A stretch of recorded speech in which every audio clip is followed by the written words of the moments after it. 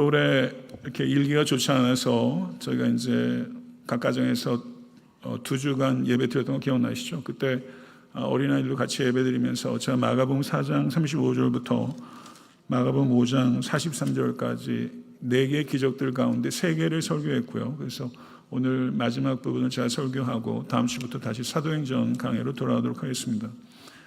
오늘 설교의 제목을 한번 저를 한번 따라해 보시죠. 광인에서 증인으로.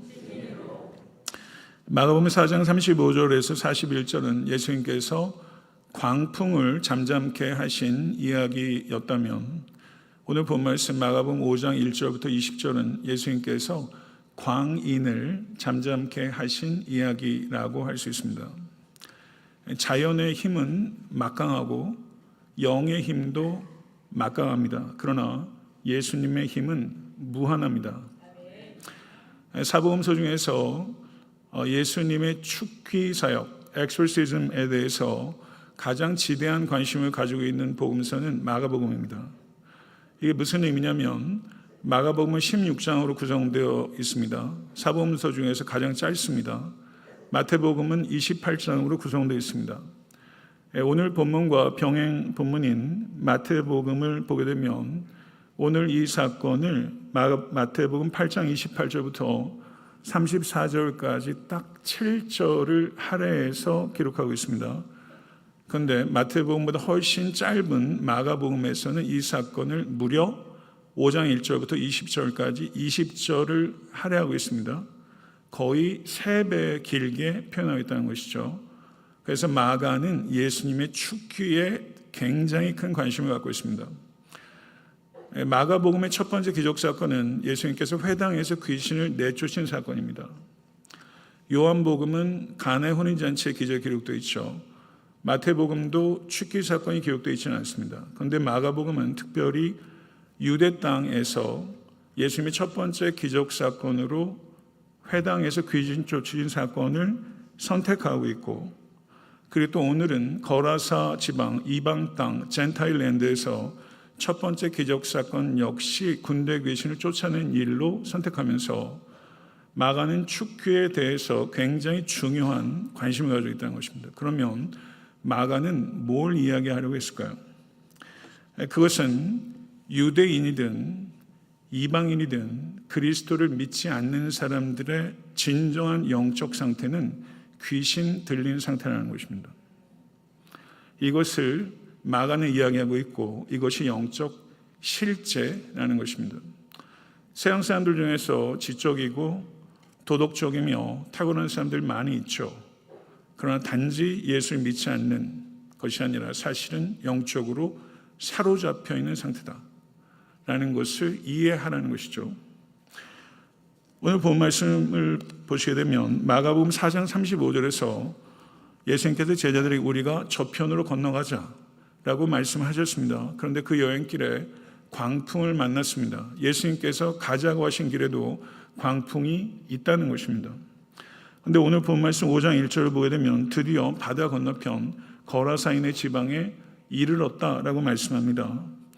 이것을 통해서 우리는 매우 중요한 영적 진리를 받아들여야 됩니다. 하나님께서는 여러분에게 계획을 가지고 계십니다. 믿으십니까? 그런데 이 계획을 가지고 계신데 이 계획을 이루는 과정에 광풍을 만난다는 것입니다. 그러나 주님께 순종하게 되면 반드시 건너편에 도달한다는 것입니다. 그 주님의 계획은 반드시 성취될 것이지만 고난은 있을 것이고, 그리고 시작하신 이께서 반드시 이루실 것이다. 아멘. 이것을 믿는 모든 권속되시길 간절히 축원합니다. 그런데 여기서 더 놀라운 게 있어요. 5장 21절을 보게 되면 한 광인을 치료하신 후에 성경은 5장 21절 이렇게 말씀하고 있습니다. 예수께서 배를 타시고 다시 맞은편으로 건너가시니 라고 말하면서 예수님께서 광풍을 뚫고 걸어서 지방에 오신 것은 수천 명을 구원하시기 위해서가 아니라 광인 한 사람을 구원하시기 위해서 광풍을 뚫으셨고, 그리고 다시 유대인 땅으로 가셨다는 것이죠. 이것을 통해서 우리가 생각해야 되는 것은 예수님께서 한 영혼을 대하시는 예수님의 태도, 예수님의 마음을 우리가 배울 수 있게 되는 것이죠. 저는 이 마음을 여러분과 제가 배울 수 있기를 원합니다. 애타한테 섬기는 교회가 광풍을 뜯고 광인 한 사람과 같이 세상은 전혀 주목하지 않는 그 영혼을 향해서 광풍을 뚫고 갈 수 있는 목사가 되기를 원하고, 저는 애타한테 섬기는 교회가 광풍을 뚫고 광인 한 사람과 같은 사람을 찾아갈 수 있는 사람을 배출할 수 있는 교회가 될 수 간절히 축원합니다. 이전의 말씀을 보시면 배에서 나오심에 곧 더러운 귀신 들린 사람이 무덤사에서 나와 예수를 만나니라 라고 말하면서 새로운 사건을 도입하고 있습니다. 여기서 더러운 귀신 들린 사람이라고 번역되고 있는 헬라어가 있는데 그 부분을 제가 여러분께 말씀을 드리죠. 안트로포스 헨 푸니마티 아카사르토라는 단어입니다. 안스로포스라는 단어는 all men, 안스로포스는 human being을 뜻하는 거예요. all men, and in, 푸니마티, in spirit, 아카사르토, unclean. 그래서 오늘 본문에 더러운 귀신 들리는 사람은 문자 그대로 번역이 된 거고, 그것을 영어로 번역하면 all men in unclean spirit 이렇게 번역된 겁니다. 그런데 병행 본문인 누가복음을 보게 되면 누가복음 8장 27절을 한번 보겠습니다. 누가복음 8장 27절을 보게 되면 귀신 들린 자라고 말하고 있죠. All men from the city who had demons 라고 말하고 있습니다. 그렇죠. 제가 이것을 굳이 여러분께 말씀을 드린 것은 여기에서 성경 원어는 아넬 에콘 다이모니아라는 단어인데, 아넬이라는 것은 남자를 얘기하는 거예요. 남자, all men, 진짜로 남자, all men. 에코는, 에코가 to have 그런 뜻이고요. 에코는 분사구문입니다. A man having demons라는 뜻이에요. 그러니까 아까는 a man in unclean spirit. 그런데 누가복음에서는 a man having demons라고 번역되고 있는 것이죠. 여기는 중요한 차이가 있어요. 여러분, 우리가 귀신 들렸다라는 표현을 많이 쓰죠. 귀신은 강력합니다. 그래서 귀신에 불강력적으로 사로잡힌다는 느낌이 귀신 들렸다는 표현에 있어요. 데몬 포제스트라고 하잖아요. 포제스트 된 거거든요. 그런데 누가복음은 a man having demons 라고 말하면서 귀신 들린 사람은 귀신 들린 사람이 스스로 악과 어두움에 거하기로 having하기로 선택한 결과로 사로잡힌다는 거예요. 그래서 사로잡힘은 사로잡힌 사람의 선택의 결과고 그 사람의 책임도 있다는 것이죠. 사랑하는 성도 여러분, 여기에서 저는 여러분과 제가 도대체 무엇을 사로잡고 살아가는 사람인지를 되돌아볼 수 있기 원합니다. 돈을 잡고 있으면 돈에 잡혀요. 정욕을 잡고 있으면 정욕이 잡힙니다. 내려놓지 못하는 것에 지배를 받아요. 저는 여러분과 제가 주님만 붙들 수 있기 원합니다. 그러면 주님께만 잡히게 되는 것이죠. 주님께만 지배된다는 것이죠. 여기서 거라사 광인의 비참한 상태는 세 가지로 표현되고 있는데, 이 거라사 광인은 하나님을 떠난 모든 인간의 영적 상태를 상징적으로 표현합니다. 하나님을 떠난 모든 인간의 영적 상태는 세 가지예요. 저를 한번 따라해 보시죠. Naked, isolated, self-destructive. 세 가지예요. Naked, 인격이 파괴됩니다. 그 다음에 isolated, 철저하게 고립된 존재, 고독한 존재라는 것이고, self-destructive, 자기 파괴적인 존재라는 거예요. 이것이 그리스도 밖에 있는 모든 인간의 영적인 실질적인 상태라는 것입니다. 5장 15절을 보게 되면 옷을 입고 라고 언급하고 있습니다. 이것은 이 사람이 옷을 입지 않았었다는 것을 나타내죠. 누가복음 8장 27절을 보게 되면 이 사람은 오래 옷을 입지 않았다라고 보다 상세하게 상황을 묘사하고 있습니다. 여러분, 사람과 동물의 큰 차이점이 뭔지 아십니까? 사람만이 얼굴을 붉힐 줄 아는 동물이라는 거예요. 사람은 부끄러움을 안다는 것입니다. 최소한의 수치심을 안다는 거예요. 그런데 오늘 본문의 사람이 오랫동안 옷을 입지 않았다는 것은 이 사람이 부끄러움을 알지 못한다는 것이죠. 그래서 이 사람이 옷을 입지 않았다는 것은 단지 이 사람의 의복의 상태를 나타내는 것이 아니라 이 사람이 부끄러움을 인지하지 못하는 완전히 인격이 파괴된 존재라는 것을 나타내는 것이죠. 여러분과 제가 살아가는 이 시대는 부끄러움을 아는 시대가 아닙니다. 예전에는 죄를 지면 숨기려고 척이라도 했습니다. 요즘은 죄를 가리지 않습니다. 오히려 죄를 자랑합니다. 죄를 짓는 사람을 보면서 오히려 부끄러움은 우리 몫이 되어버린 아나무인의 시대를 살아가고 있죠. 수치를 아는 사람이 드뭅니다. 얼굴 붉힌 사람을 만나기 어려워요. 죄를 자랑하는 시대에 살고 있죠. 이 모든 것은 문화적인 것이 아닙니다. 이 모든 것 배후에 귀신이 있다는 것을 우리가 분별할 수 있게 되기를 간절히 소망합니다. 마가복음 5장 3절을 보게 되면 무덤 사이에 거처하는 데라고 언급하고 있는데, 누가복음 8장 27절을 보게 되면 집에서 거하지도 아니하고 무덤 사이에 거하는 자라고 말하면서 집에서 거하지도 아니한다는 것을 덧붙여서 설명하고 있죠. 이 사람은 집에서 분리된 사람입니다. 이웃과 분리된 사람입니다. 가족과 분리된 사람입니다. 이 사람의 문제는 아이솔레이션입니다. 여러분, 문학을 하는 사람은 조병아 씨도 그렇고 절대 고독이 예술가의 예술적 창작력의 근원이 됩니다. 고독이 긍정적인 면이 있어요. 깊은 영성도 자처하는 고독의 시간이 필요한 것입니다. 그것은 거룩한 여가라고 할 수 있는 긍정적인 의미의 고독이라고 이해할 수 있어요. 그러나 거의 대부분의 고독은 아이솔레이션의 결과입니다. 그래서 죄된 현실의 결과 고독이라는 것이죠. 이 자리에 많은 분들이 혹시 고독을 경험하고 계시지는 않은지 모르겠습니다. 고독사가 사회적인 문제가 되고 있기도 하고, 아마 여러분들 부모님들께서도 고독한 노년을 보내신 분들도 어떻게 할 방법이 없기 때문에 아마 그런 안타까운 현실 가운데 계신 분들도 있을 거라고 생각해요. 유다서 1장 6절을 한번 보겠습니다. 다 같이 한번 읽겠습니다. 또 자기 지위를 지키지 아니하고 자기 처소를 떠난 천사들을 큰 날의 심판까지 영원한 결박으로 흑암에 가두셨으며, 여기서 보게 되면 사탄과 귀신들의 특징이 무엇입니까? 그것은 자기 지위를 지키지 아니하며 자기 처소를 떠난 것입니다. 사탄은 이탈하는 영입니다. 사탄은 우리를 이탈시키는 영입니다. 사랑하는 성도 여러분, 자리를 지켜야 합니다. 우리가 지켜야 되는 자리는 가정의 자리입니다. 가장이 집을 떠나고 아내가 집을 떠난 일들이 이제는 흔한 일이 되어버렸습니다. 성도로서 우리가 지켜야 되는 자리는 예배의 자리입니다. 기도의 자리입니다. 섬김의 자리입니다.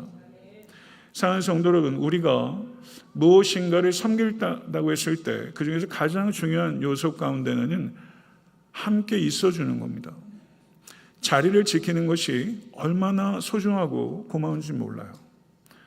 우리가 거창한 걸 할 수 없을 때 그 자리에 함께 있을 수 있다는 거죠. 자리를 지킬 때 가정도 살아나고 교회도 살아나고 일터도 살아나고 한 것이죠. 여러분, 자리 지키는 고마운 사람 되시길 축원합니다. 오늘날 수많은 현대인들이 수많은 군종 속에서 이전과 비교할 수 없는 고독을 경험해요.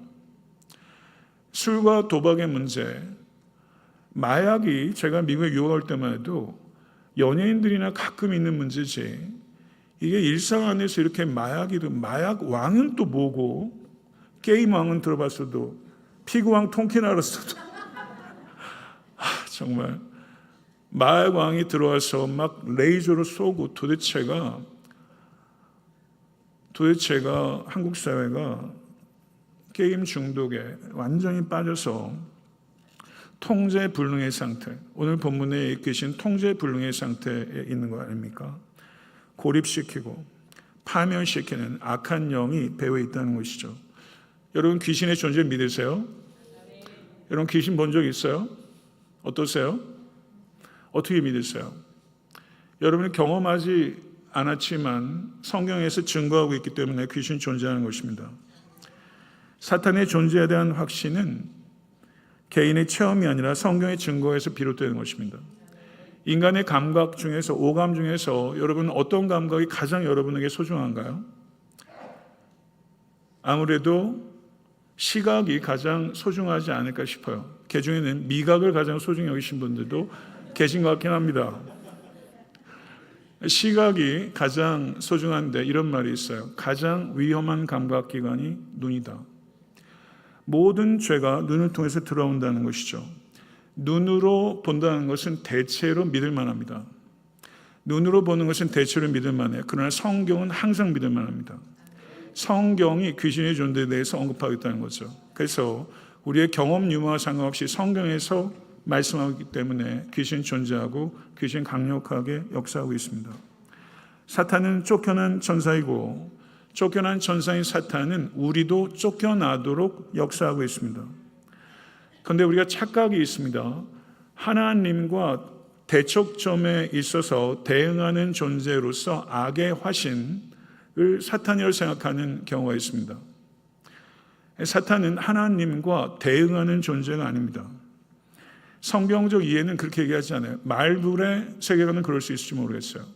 성경적 세계관은 사탄은 존재하는데 하나님과 대응하는 존재가 아니라 사탄은 피조물입니다.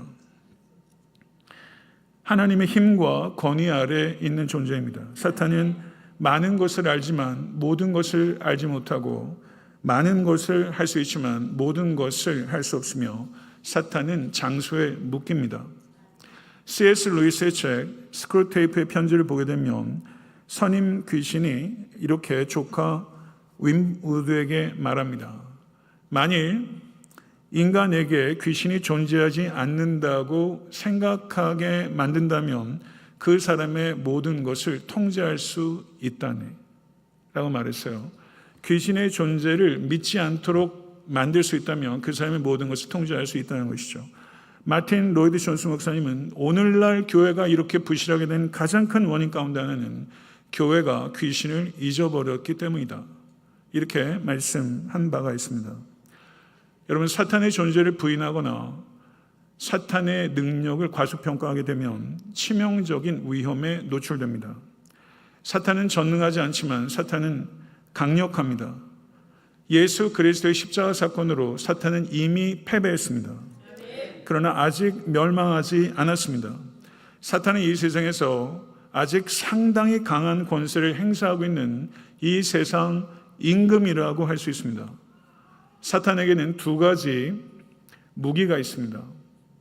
지피지기면 백전백승이라는 말이 있지 않습니까? 사탄에게 두 가지 무기가 있는데 저를 한번 따라해 보시죠. 강력함과 교활함. 사탄에게는 이 두 가지 무기가 있어요. 강력함과 교활함이 있습니다. 사람들이 저를 한번 따라해 보시죠. 조화롭게 살지 못하도록, 순결하게 살지 못하도록. 사탄은 우리가 조화롭게 살지 못하도록 불화의 씨를 뿌리고 순결하게 살지 못하도록 죄의 씨를 뿌립니다.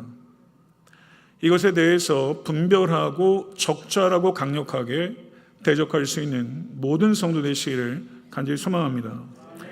마가복음 5장 9절을 보게 되면 거라사 광인을 사로잡고 있던 귀신의 이름이 군대입니다. 이 군대는 헬라어로 레기온이라는 단어인데 이것은 로마 군대 편제에서 6천 명의 막강한 로마 보병을 언급할 때 레기온이라고 불렀습니다. 이 이름은 이 귀신의 존재의 특징과 목적을 규정하는 것이라고 할 수 있죠. 그래서 이 군대 귀신은 난폭함과 그리고 파괴적인 특성이 있었습니다. 5절을 보게 되면 밤낮 무덤 사이에서나 산에서나 늘 소리 지르며 돌로 자기의 몸을 해치고 있더라 라고 언급하고 있습니다. 귀신 들림의 특징은 자기를 파괴한다는 것입니다. 귀신의 역사는 저를 한번 따라해 보시죠. 처음에는 유혹하고 결박하며 파괴한다. 이것이 귀신의 역사의 특징입니다. 처음에는 유혹하고 다음에는 결박하고 그 다음에는 파괴하게 되는 것이죠. 마가복음 5장 7절 이하를 보게 되면 귀신 들린 사람이 회복되는 과정을 상세하게 언급하고 있습니다. 5장 7절 한번 보시겠습니다. 지극히 높으신 하나님의 아들 예수여 라고 이야기하고 있습니다. 여러분, 베드로가 이야기한 것 같지 않습니까? 지극히 높으신 하나님의 아들 예수여. 이것은 정확하게 예수 그리스도의 정체성, 기독론에 대해서 고백하고 있는 것이죠. 그러나 이 고백은 베드로가 고백한 것이 아니라 귀신이 말한 것입니다. 그 다음에 귀신이 뭐라고 말합니까? 나와 당신이 무슨 상관이 있나이까? 원하건대 하나님 앞에 맹세하고 나를 괴롭히지 마옵소서 라고 기록하고 있죠. 예수님을 따라다니는 제자들도 아직까지 예수님의 정체성에 대해서 혼돈을 겪고 있는데 귀신은 예수님의 정체성을 귀신같이 알고 있습니다.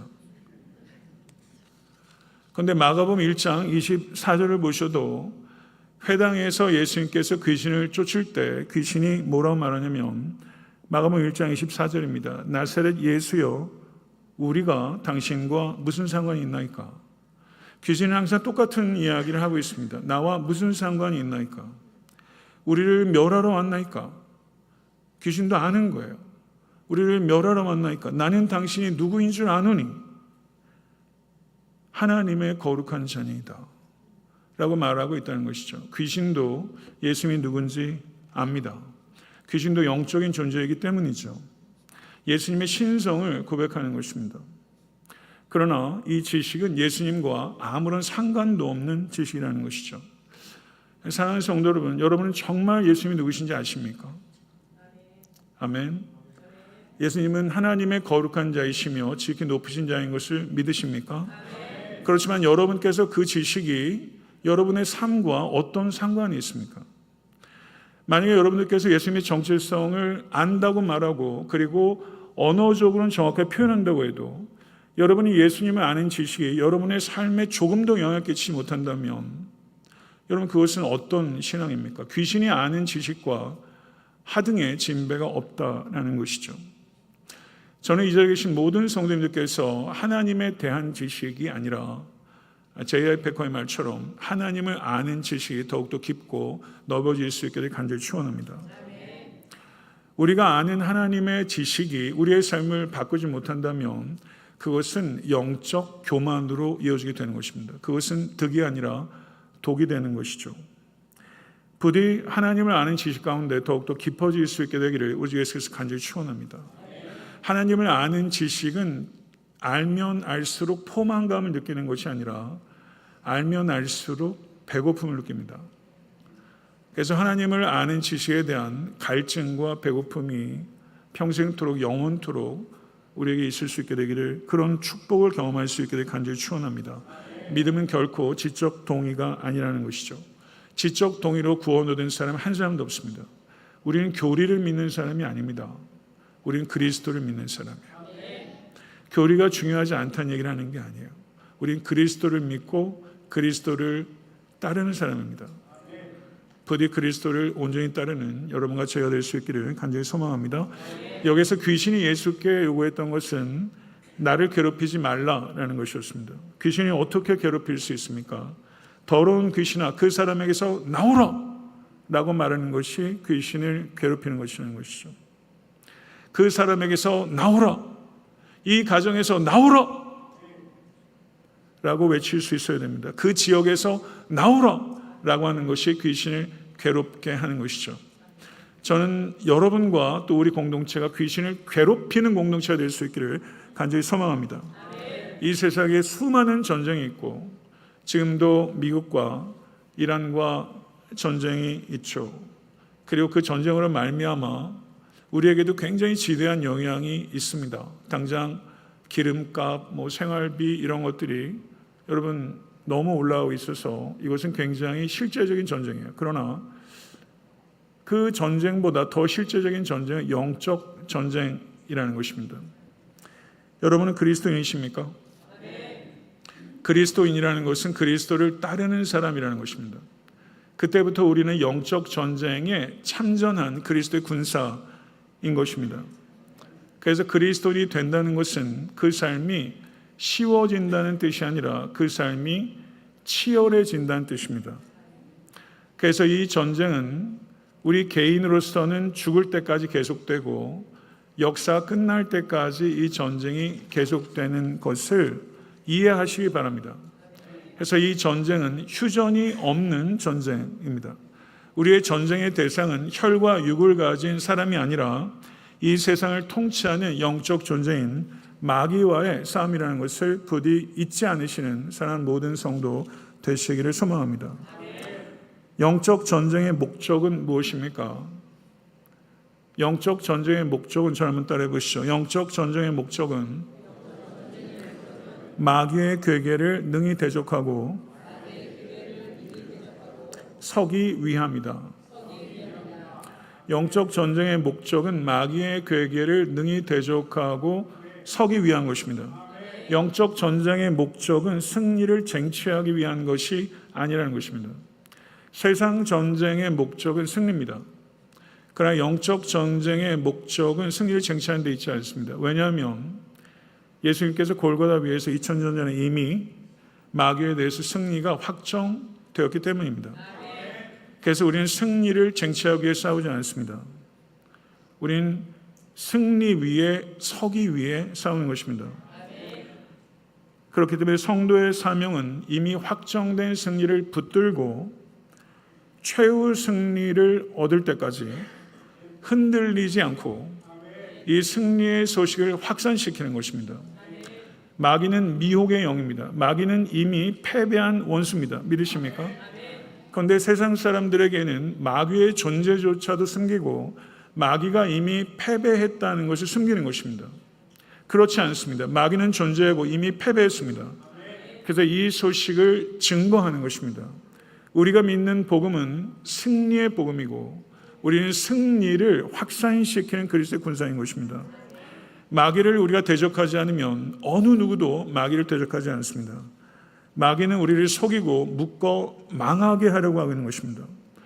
마귀가 누군가를 돕는다면 그 사람을 더 망하게 하려고 돕는 것이라고 할 수 있습니다. 마귀를 쫓아내는데 어떤 특별한 은사가 필요한 것이 아니라 그리스도의 권세가 필요한 것입니다.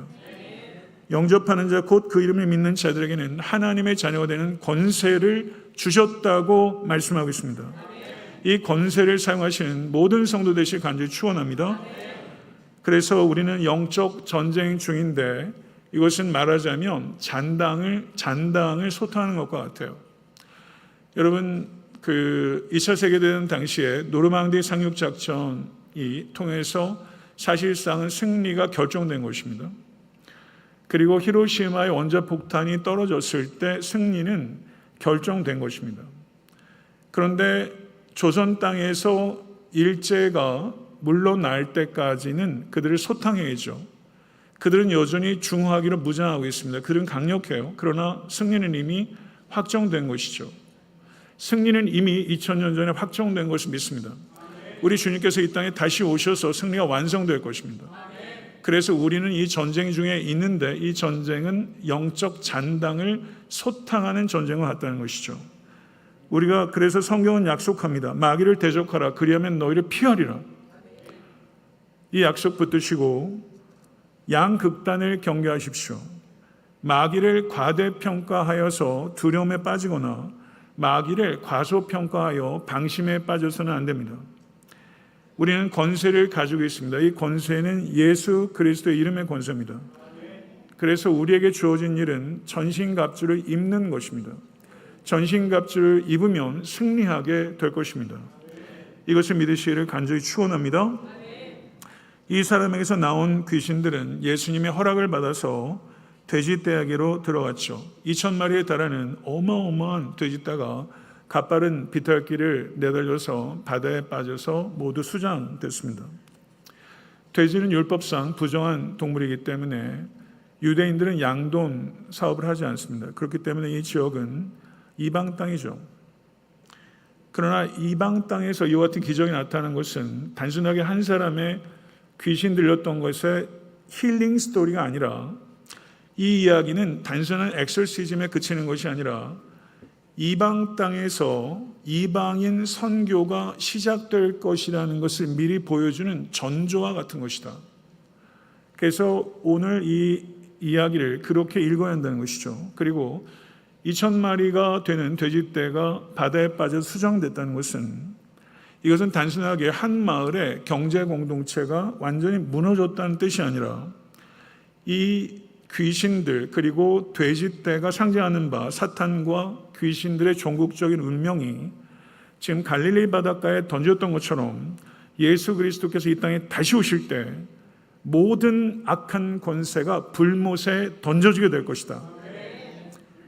이와 같은 종말론적인 역사를 표현하는 사건이다 라고 이해할 수 있다는 것이죠. 14절부터 17절을 보게 되면 이 귀신 들렸던 사람에게 발생한 일과 마을 사람들의 반응이 기록되어 있는데 15절을 보게 되면 귀신 들렸던 사람이 옷을 입고 있습니다. 그리고 정신이 온전해져서 앉아있다 이렇게 표현하고 있습니다. 여러분, 안정된 겁니다.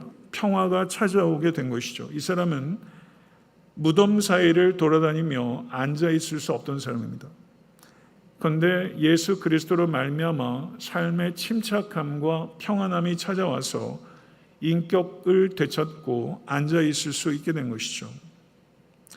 그런데 귀신 들렸던 사람에게 발생한 이와 같은 놀라운 변화보다 더 충격적인 것은 마을 사람들의 반응이라고 할 수 있습니다. 그들은 도저히 통제 불가능한 귀신에 사로잡혀 있었던 이 사람이 구원받은 것에 대해서 기뻐하지 않습니다. 그리고 귀신을 쫓아낸 예수님을 영접하기는커녕 17절을 보게 되면 예수님을 그 지경에서 떠나도록 요청하고 있습니다.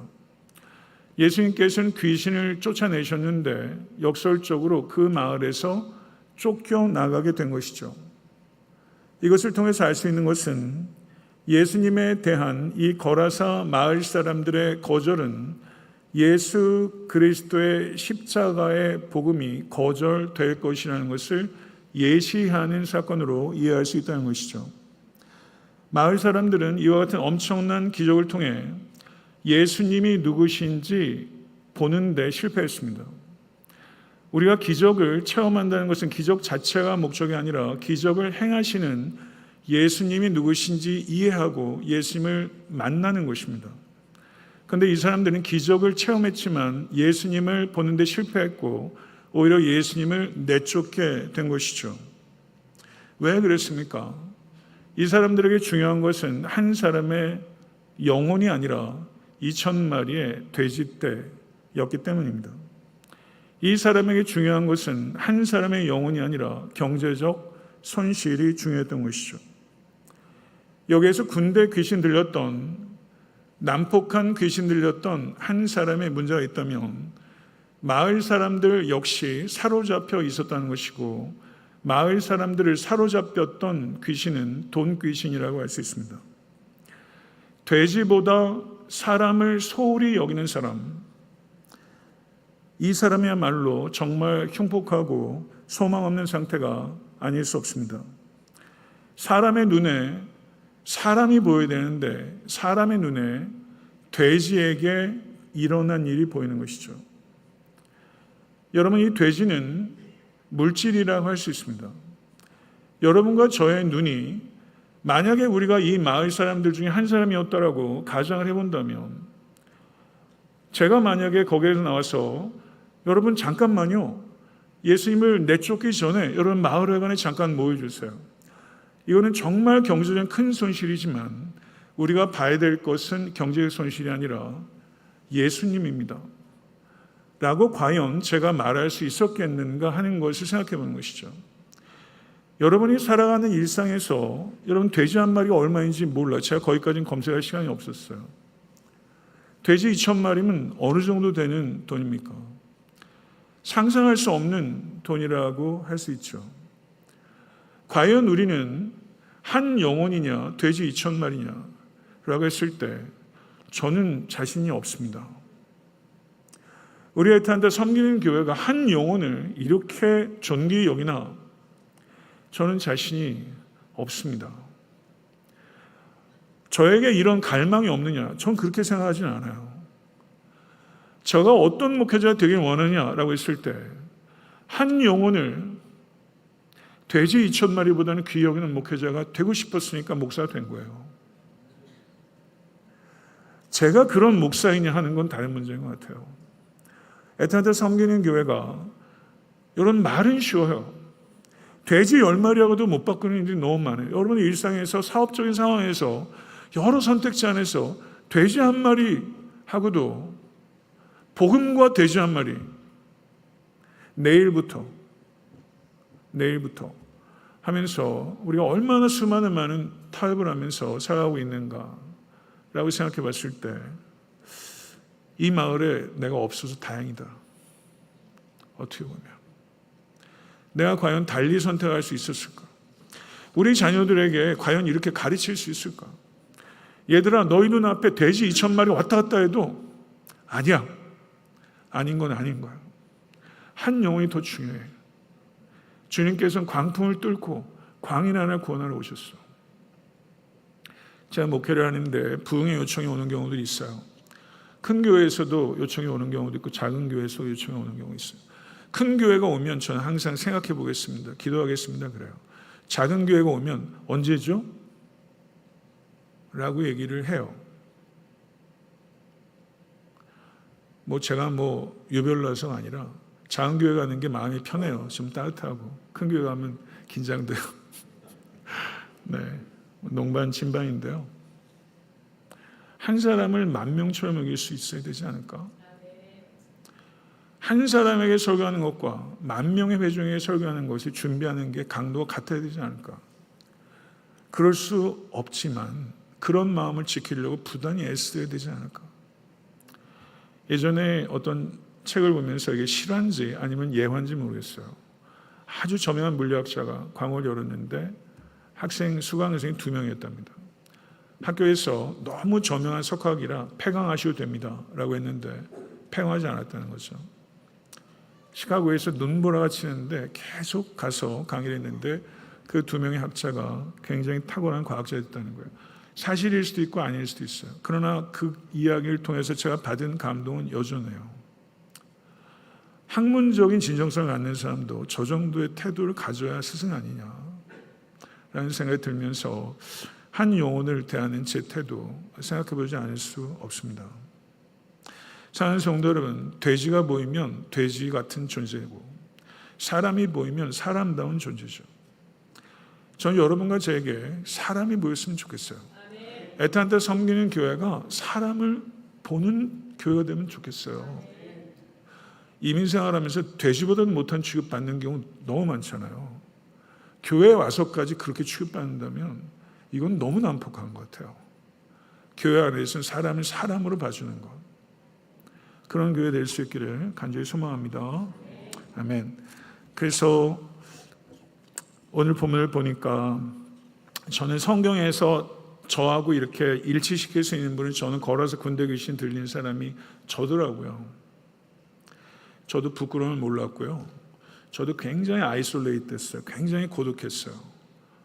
이렇게 외로우면 그냥 혼자 사는 게 좋겠어요. 결혼이 늦은 이유도 너무 외로우니까. 유별나죠? 예. 제가 이렇게 골칫덩어리였어요. 예. 결혼해서 외로우면 어떡하지? 이런 생각이 많아가지고 철이 없었죠. 철딱서니가 없었어요. 끊임없이 자기를 파괴하고 이런 모습이 제 모습이에요. 그런데 오늘 본문에서 걸어서 군대 귀신 들린 사람을 살리기 위해서 2,000마리 돼지가 희생됐는데 수치를 무리던 우리에게 옷을 입히기 위해서 주님께서 십자가 위에서 옷이 벗김을 당하고 무덤을 헤매던 우리들을 무덤에서 구하기 위해 주님께서 무덤에 묻히셨고 자기를 파괴하는 자기 파괴적인 우리를 살리기 위해 주님께서 몸이 파괴당하셨어요. 주님께서는 돼지 2,000마리가 아니라 자신의 몸을 여러분을 구원하시기 위해 버리신 거예요. 할렐루야. 여러분 이 믿음 갖게 된 게 얼마나 놀라운지 모르겠습니다. 이 은혜를 깨닫는 만큼 물질에서 자유케 되는 거예요. 물질의 힘에서 자유케 되는 것은 내 의지로 안 됩니다. 은혜 받은 만큼 은혜가 우리에게 자유를 줘요. 그래서 물질에서 자유케 되는 것이죠. 은혜 받으면 돼지가 아니라 사람이 보입니다.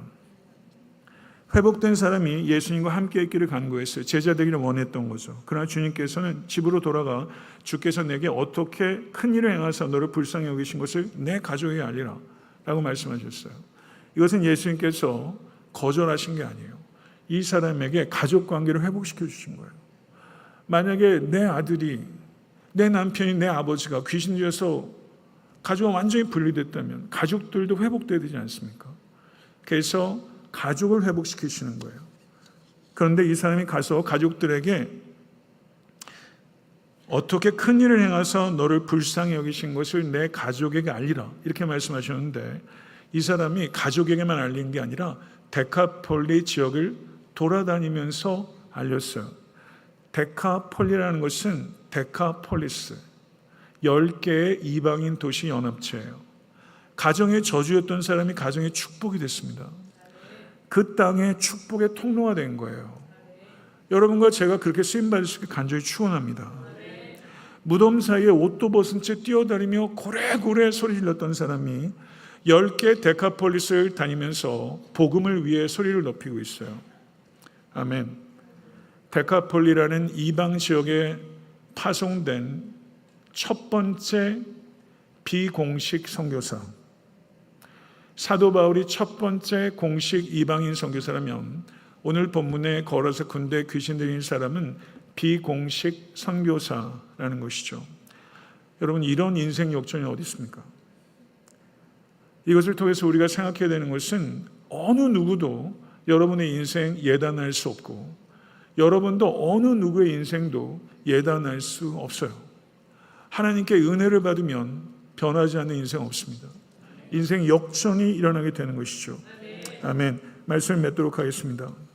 주님의 계획은 예상치 못한 광풍을 경험할 때가 있습니다. 그러나 반드시 여러분의 삶 속에 성취될 것을 믿으시기 간절히 축원합니다. 광풍을 뚫고 고작 광인 한 사람을 구원하러 오신 예수님, 그렇게 뚫고서 저를 구원해 주셨고요. 그렇게 뚫고서 여러분을 구원해 주신 거예요. 그래서 우리도 그렇게 광풍을 뚫고 한 사람의 영혼을 찾아가라고 주님께서 모범을 보이셨을 뿐만 아니라 강력하게 우리를 도전하고 계신 거죠. 귀신은 존재해요. 그러나 귀신을 무시하지도 말고 귀신을 무서워하지도 마세요. 하나님의 전신갑주를 입으세요. 은사가 아니라 권세로 귀신을 물리치는 여러분과 제가 될 수 간절히 축원합니다. 어둠과 악에 거하는 세상에는 이와 같은 사로잡힘이 있어요. 이것을 생각하면서 우리는 자유케 된 사람들입니다. 복음은 자유케 하는 복음이에요. 사로잡힌 많은 사람들이 참 자유를 선포하는 일에 쓰임만 여러분과 제가 될 수 간절히 축원합니다. 이 세상에서 가장 실제적인 전쟁, 영적 전쟁이고 우리는 승리를 위해서 싸우는 사람이 아니라 승리를 위해 굳게 서고 이 승리를 확산시키기 위해 싸우는 사람이에요. 그리고 그 권세가 여러분에게 주어진 것입니다. 깨어 믿음으로 합심하여 승리하는 우리 모두가 될 수 있게 간절히 축원합니다. 광인이 이방 선교의 첫 번째 증인이 되다니요. 여러분과 저도 그렇게 쓰임 받을 수 있습니다. 우리가 가야 하는 데카폴리가 있습니다. 여러분, 더 망설이지 마십시다. 우리가 가야 할 데카폴리로 가서 증인으로 살아가는 우리 모두의 삶이 될 수 있기를 우리 주 예수 그리스도 이름으로 간절히 축원합니다. 아멘. 기도하십시다.